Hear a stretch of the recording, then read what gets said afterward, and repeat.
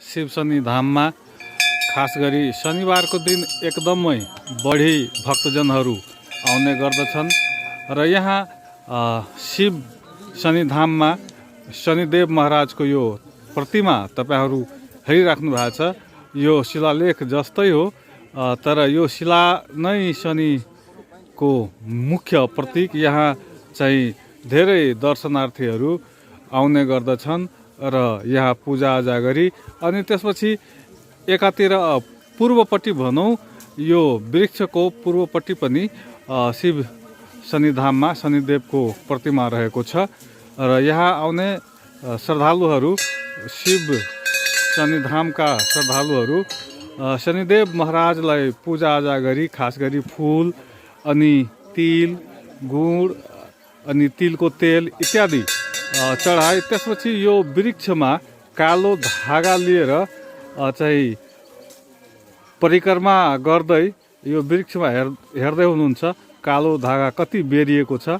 खास गरी यो यहाँ आउने श्रद्धालुहरू प्रत्येक शनिबार यसरी नै कालो कपडा कालो धागा वृक्षमा बेर्ने गरेका छन् र यो जति पनि धागाहरू छन् यो सबै भक्तजनहरूद्वारा नै बेरिएको हो र यहाँ आउने भक्तजनहरूको मनोकामना पूर्ण हुने जनविश्वास रहेको छ।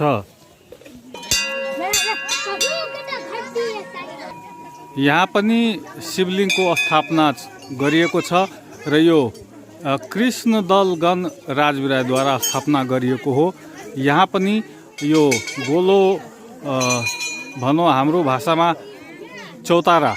चौतारामा चारैतिर शिवलिङ्ग निर्माण गरिएको छ र यहाँ पनि प्रत्येक श्रद्धालु भक्तजन जुन शनि महाराजलाई पूजा गर्छन् शिव शनि धाममा आउने गर्दछन् उहाँहरू यहाँ पनि पूजा निश्चित रूपमै गर्दछन् र यो ठुलो चौतारामा चारैतिर तपाईहरू देख्न सक्नुहुन्छ शिवलिङ्गको स्थापना गरिएको छ र माथि पनि बिचमा पनि शिवलिङ्गको स्थापना गरिएको छ र यहाँ शनिबारको दिनको कुरा गर्दा एक शनिबारमा कम्तीमा 50,000 भन्दा बढी दर्शकहरू आउने गरेको अनुमान चाहिँ यहाँका स्थानीयहरूले गरेका छन्।